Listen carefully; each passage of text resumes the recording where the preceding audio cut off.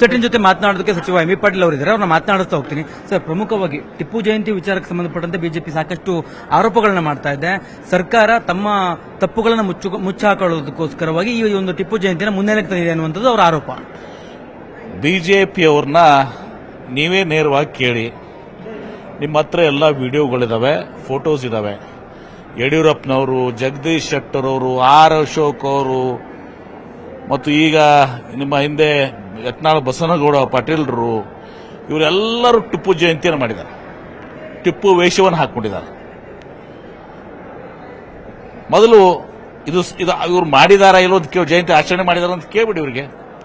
ಇವರಿಗೆ ಮೊದಲು ಪ್ರಾಥಮಿಕವಾಗಿ ನಾನು ಒಂದು ಪ್ರಶ್ನೆ ಕೇಳ್ತೀನಿ. ಯಡಿಯೂರಪ್ಪನವರು, ಜಗದೀಶ್ ಶೆಟ್ಟರ್ ಅವರು, ಆರ್ ಅಶೋಕ್ ಅವರು, ಬಸನಗೌಡ ಪಾಟೀಲ್, ಯತ್ನಾಳ್ ಅವರು, ಇನ್ನಿತರು ಇವರೆಲ್ಲರೂ ಟಿಪ್ಪು ವೇಷ ಹಾಕೊಂಡು ಟಿಪ್ಪು ಜಯಂತಿಯಲ್ಲಿ ಭಾಗವಹಿಸಿದಾರೋ ಇಲ್ವೋ ಅದನ್ನ ಸ್ಪಷ್ಟನೆ ಕೊಡಿ. ಹೌದೋ ಇಲ್ಲೋ ಅದನ್ನು ಸ್ಪಷ್ಟನೆ ಕೊಡ್ಲಿ, ಆಮೇಲೆ ಮುಂದಿನ ವಿಚಾರಗಳನ್ನು ಮಾತಾಡೋಣ. ಅದೇ ಆರ್ ಅಶೋಕ್ ಅವರು ಹೇಳ್ತಾರೆ, ಬಿನ್ ಲಾಡನ್ ಅವರ ಜಯಂತಿಯನ್ನ ಮಾಡೋದಕ್ಕೆ ಮಾಡಿ ಆಗಿದ್ರೆ ಎಲ್ಲ ಒಂದೇ ಅನ್ನುವಂತ ರೀತಿಯಲ್ಲಿ ಹೇಳಿದ್ದಾರೆ. ಮತ್ತೆ ಟಿಪ್ಪು ಜಯಂತಿಗೆ ಆರ್ ಅಶೋಕ್ ಯಾಕೆ ಭಾಗವಹಿಸಿದ್ರಂತೆ? ಸುಮ್ಮನೆ ಅಸಂಬದ್ಧ ಹೇಳಿಕೆಗಳು. ಬಿನ್ ಲಾಡನ್ ಹಾಗೆ ಆರ್ ಅಶೋಕ್ ಅವರು ಟಿಪ್ಪು ಜಯಂತಿಯ ಟಿಪ್ಪು ಡ್ರೆಸ್ ಅವರು, ಯಡಿಯೂರಪ್ಪನವರು, ಬಸನಗೌಡ ಪಾಟೀಲ್, ಯತ್ನಾಳ್ ಅವರು ಇವರೆಲ್ಲರೂ ಟಿಪ್ಪು ಜಯಂತಿಯನ್ನು ಆಚರಣೆ ಮಾಡಿದ್ದಾರೆ. ಟಿಪ್ಪು ವೇಷಭೂಷಣವನ್ನು ಹಾಕಿಕೊಂಡಿದ್ದಾರೆ. ಇನ್ನೂ ಏನು ಬೇಕು ನಿಮಗೆ? ಈಗ ಇದೆಲ್ಲ ವಿಚಾರಗಳು. ಮತ್ತೆ ಈ ರೀತಿ ಅಸಂಬದ್ಧ ಬಿನ್ ಲಾಡನು ಗಿಡ್ಲಾಡನು ಇದು ಬಹುಶಃ ಇವ್ರು ಮಾಡುವಂತ ಕೆಲಸಗಳು ಇದೇ ಇರಬೇಕು ಅಂತ. ಇನ್ನೊಂದು ವಿಚಾರ, ಯತ್ನಾಳ್ ಅವರು ಇವತ್ತು ಹೇಳಿರುವಂತದ್ದು 3,000 ಕೋಟಿಯನ್ನು ಕೊಟ್ಟು ಸಿದ್ದರಾಮಯ್ಯ ಸಿಎಂ ಕುರ್ಚಿಯಲ್ಲಿದ್ದಾರೆ. 5,000 ಕೋಟಿಯನ್ನು ಕೊಟ್ಟು ಸಿಎಂ ಸ್ಥಾನ ಪಡ್ಕೊಳ್ಳೋದಕ್ಕೆ ಡಿ ಕೆ ಶಿವಕುಮಾರ್ ಹರಸಾಹಸ ಪಡ್ತಾ ಇದ್ದಾರೆ ಅನ್ನುವಂತ ಅರ್ಥದಲ್ಲಿ ಮಾತಾಡಿದ್ದಾರೆ. ಯತ್ನಾಳ್ ಅವ್ರ ಬಗ್ಗೆ ನಾನು ವಿಶೇಷವಾಗಿ ಮಾತನಾಡೋದು ಬಿಟ್ಬಿಟ್ಟಿದ್ದೀನಿ. ನಮ್ಮ ಜಿಲ್ಲೆಯವರು ಅವ್ರಿಗೆ ಗೊತ್ತದ ನಿಮಗೆ. ಅವ್ರು ಬೆಳಗ್ಗೆ ಒಂದ್ಸಲ ಮಾತಾಡ್ತಾರೆ, ಮಧ್ಯಾಹ್ನ ಒಂದ್ಸಲ ಮಾತಾಡ್ತಾರೆ, ಸಾಯಂಕಾಲ ಒಂದ್ಸಲ, ರಾತ್ರಿ ಮಾತಾಡ್ತಾರೆ. ನಾವು ಮಾತಾಡಬೇಕಾದ್ರೆ ಅವ್ರು ರಿಯಾಕ್ಷನ್ ಕೊಡ್ಬೇಕಂದ್ರೆ ನಾವು ಎಲ್ಲ ಕೆಲಸ ಬಿಟ್ಟು ಅದಕ್ಕೆ ನಿಲ್ಬೇಕಾಗ್ತದೆ. ಆದರೆ ಯತ್ನಾಳ್ ಅವರು ಈ ರೀತಿ ಬೇಜವಾಬ್ದಾರಿ ಹೇಳಿಕೆ ಕೊಡೋದು ನಿಲ್ಲಿಸಬೇಕು.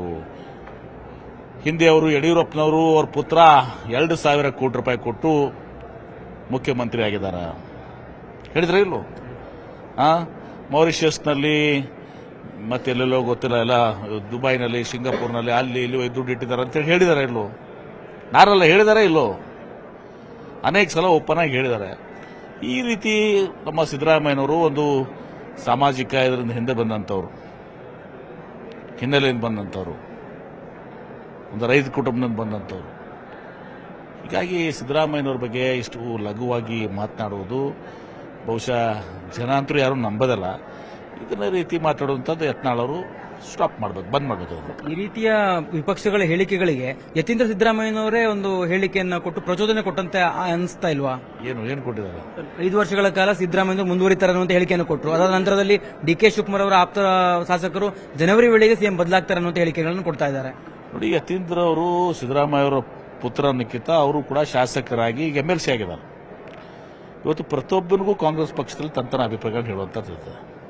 ಪ್ರತಿಯೊಬ್ಬರಿಗೂ ಸಚಿವನಾಗಬೇಕಂತ ಆಸೆ ಇದೆ, ತಪ್ಪಿಲ್ಲ. ಸಮರ್ಥರಿದ್ದಾರೆ. 136 ಜನ ಕಾಂಗ್ರೆಸ್ ಶಾಸಕರು ಸಚಿವರಾಗಬೇಕು. ಇವತ್ತು ಎಷ್ಟೋ ಜನ ಇವತ್ತಿನ ದಿವಸ ಮುಖ್ಯಮಂತ್ರಿ ಆಗಬೇಕಂತ ಆಶಯಗಳಿದ್ದಾವೆ. ಆದರೆ ಇವತ್ತಿನ ದಿವಸ ಇದೆಲ್ಲವೂ ನಮ್ಮ ಕಾಂಗ್ರೆಸ್ ಪಕ್ಷದಲ್ಲಿ ಹೈಕಮಾಂಡ್ ನಿರ್ಧಾರ ಮಾಡ್ತದೆ. ಹೈಕಮಾಂಡ್ ಈ ಸುಪ್ರೀಂ. ಹೈಕಮಾಂಡ್ ಬಿಟ್ಟು ಯಾರು ಏನು ಹೇಳಿಕೆ ಕೊಟ್ಟರು ಕೂಡ ಅದಕ್ಕೇನು ಪ್ರಯೋಜನ ಆಗೋದಿಲ್ಲ. ಈಗ ಎಂ ಬಿ ಪಾಟೀಲ್ ಏನು ಹೇಳಿಕೊಟ್ರು ಅದಕ್ಕೆ ಯಾವುದೇ ಮನ್ನಣೆ ಕೊಡುವಂಥ ಅವಶ್ಯಕತೆ ಇಲ್ಲ. ಯಾಕಂದ್ರೆ ಹೈಕಮಾಂಡ್ ಅವರು ಎಂ ಬಿ ಪಾಟೀಲ್ ಹೇಳಿಕೆ ಮೇಲೆ ಮುಖ್ಯಮಂತ್ರಿ ಮಾಡ್ತಾರ?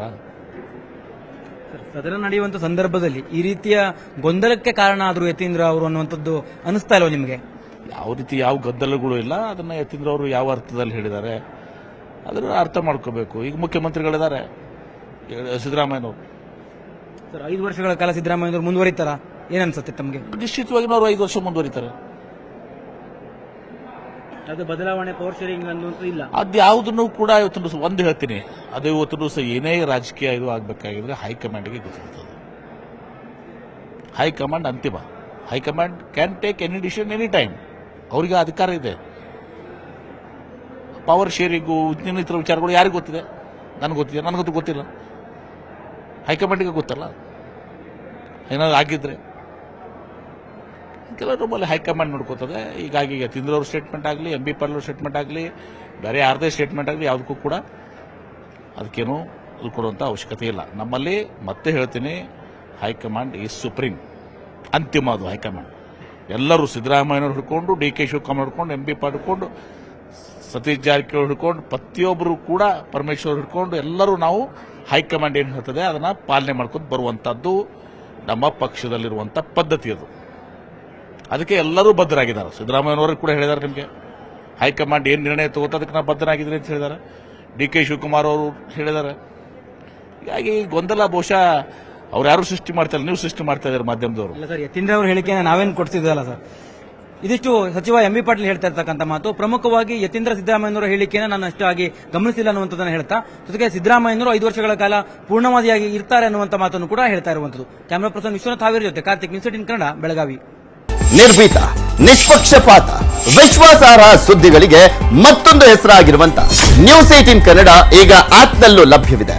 ದಯವಿಟ್ಟು ಇಲ್ಲಿರುವ QR ಕೋಡ್ ಅನ್ನ ಸ್ಕ್ಯಾನ್ ಮಾಡಿಕೊಂಡು ಆಪ್ ಅನ್ನ ಡೌನ್ಲೋಡ್ ಮಾಡೋದಕ್ಕೆ ಮರಿಬೇಡಿ. ನಿಮ್ಮ ಬೆಂಬಲ ಹೀಗೆ ಸದಾ ನಮ್ಮೊಂದಿಗಿರಲಿ. ಧನ್ಯವಾದ.